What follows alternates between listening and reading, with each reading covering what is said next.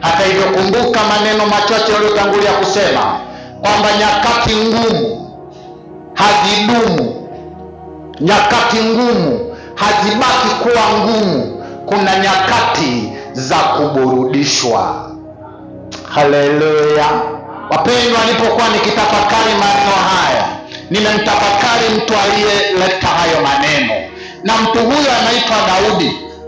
Lakini Daudi sio maneno yake. Daudi amesema maneno ambayo yametangulia kusemwa na Mungu mwenyewe kupitia vinywa vya watumishi wake, pamoja na kinywa cha Daudi mwenyewe ambaye naye alikuwa ni mtumishi wa Bwana. Huyu Daudi anasema maneno haya ya kichungaji kwa sababu amewahi kuwa mchungaji wa kondoo wa baba yake. Soma katika kitabu cha Samueli ya kwanza sura ya 17 mstari wa 15 mpaka mstari wa 17 na mstari wa 34 mpaka mstari wa 37. Unaweza ukapata picha ya mtu anaitwa Daudi, na ili upate kuelewa kile ambacho tunamaanisha hapa, nataka nikupeleke kwa Samueli wa kwanza katika hizo sura ambazo nimekuelekeza. Ninasema basi Daudi alikuwa akienda kwa Sauli na kurudi ili awalishe kondoo za baba yake huko Bethlehemu. Na yule Mfilisti ukaribia asubuhi na jioni, akajitokeza siku 40.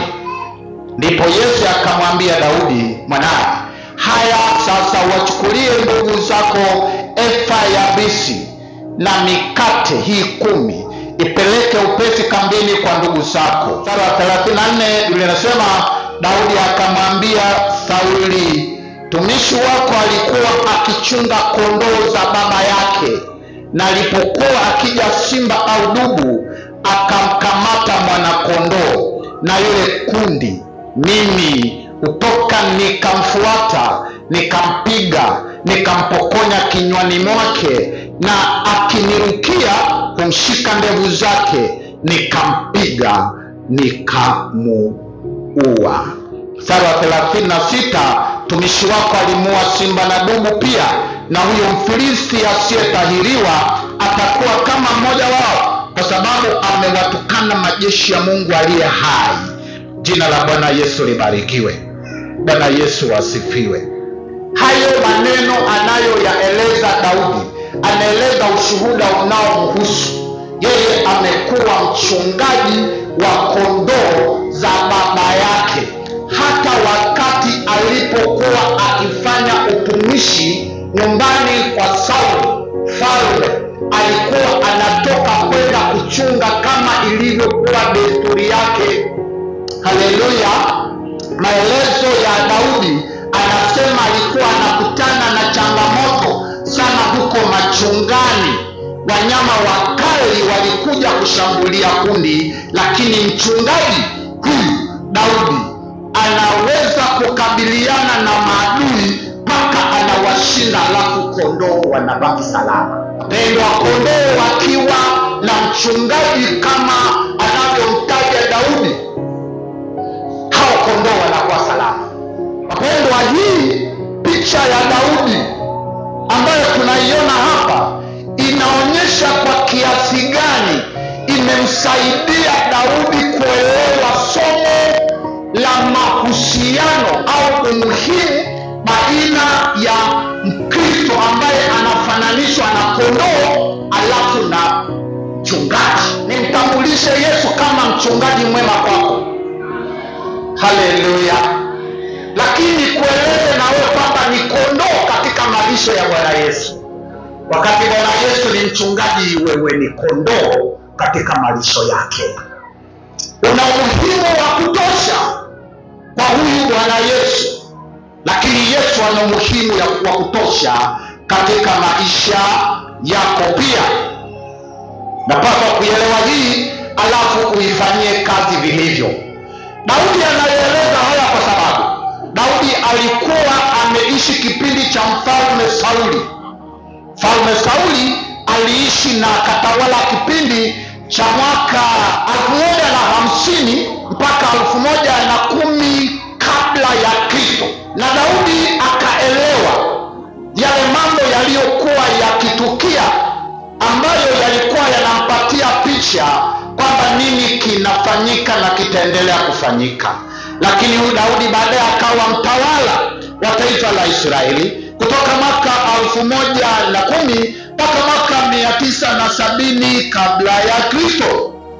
Hivyo alikuwa anaelewa kwa undani kabisa kile alichokuwa anakieleza kwa habari ya umuhimu na mahusiano baina ya mchungaji na kondoo. Kwa mujibu wa maelezo, katika nyakati zetu hatumuiti mchungaji, tumempatia jina lingine la ziada. Tunaweza tukamuita mfugaji. Mchungaji au mfugaji.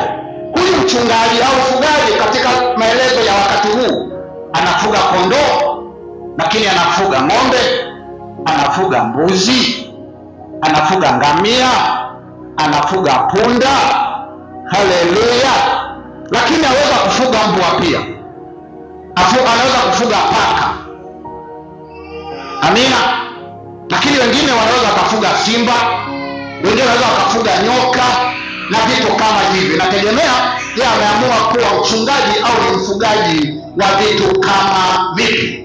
Hata hivyo, katika eneo la kondoo, Biblia inaweka wazi katika Injili ya Yohana, anasema kuna kondoo wenyeji na kuna kondoo wageni. Na ningependa nitolee maelezo hii ambayo tunaiona katika Injili ya Yohana. Labda tusome alafu baadaye nitakupatia maelekezo. Yohana sura ya 10 na mstari wa 16. Biblia inasema, na kondoo wengine ninao ambao sio wa zizi hili, na hao nao amenipasa kuwaleta, na sauti yangu wataisikia. Kisha kutakuwako kundi moja na mchungaji mmoja. Haleluya! Anaposema kondoo wengine, maana yake ni wale kondoo ambao sio wa zizi hilo, ni wale kondoo wageni. Kondoo wageni ni akina nani? Na kondoo wenyeji ni akina nani? Kondoo wenyeji ni wale washirika ambao wanapatikana kila wakati wakiwa chini ya mchungaji. Narudia, kondoo wenyeji ni wale washirika ambao wanapatikana na wanakuwa chini ya mchungaji wakati wote wa maisha yao. Kondoo wageni ni wale washirika wanaokuja na kuondoka. Tafadhali unatakiwa kuelewa hili kwamba sio washirika waliotokea Dar es Salaam wakahamia Iringa, sio hao. Inawezekana mshirika akatoka Dar es Salaam akahamia Iringa, lakini akawa mshirika mwenyeji kwa sababu anajiweka chini ya mchungaji. Inawezekana pia mshirika akawa mshirika aliyezaliwa kanisa la mahali, lakini akawa mshirika mgeni, shirika asiyetulia, anakuja na anaondoka. Na huyu wakati mwingine anakuwa na wachungaji zaidi ya mchungaji, maana yake hajiweki chini ya mchungaji na hapati malisho yote kutoka kwa mchungaji kwa wakati. Hata hivyo, Yesu anasema hao nao imenipasa kuwachunga. Jina la Bwana Yesu libarikiwe. Na hapa Yesu anataka aonyeshe kama ambavyo na Daudi anaonyesha kwamba kuna thamani ambayo haijaeleweka bado kwa washirika, inayotoka kwa mchungaji kwa kondoo wake. Iko thamani ya ajabu mno, kwamba huyu mchungaji yeye anautoa uhai wake, anatoa wakati wake, anatoa nguvu zake, na anatoa kila alicho nacho kwa ajili ya kundi. Na hawa kundi wanapaswa wajue uthamani na umuhimu wa mchungaji wao. Na hii inatuambia tusiwe washirika au wasiwepo washirika wa kurukaruka, wasiwe washirika wasiotulia, wasiwe washirika wanaokuwa na wachungaji wengi, watakosa malisho.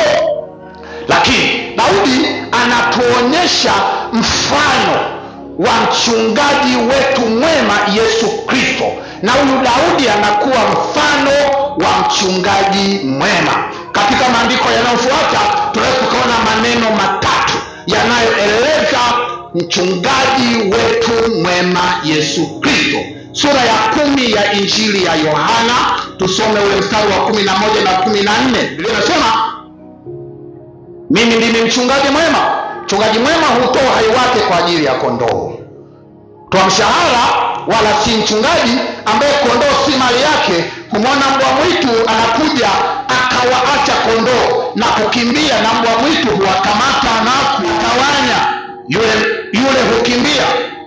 Kwa kuwa ni mtu wa mshahara, wala mambo ya kondoo sio kitu kwake. Yesu anasema, mimi ndimi mchungaji mwema, nao walio wangu na wajua, nao walio wangu wanijua mimi.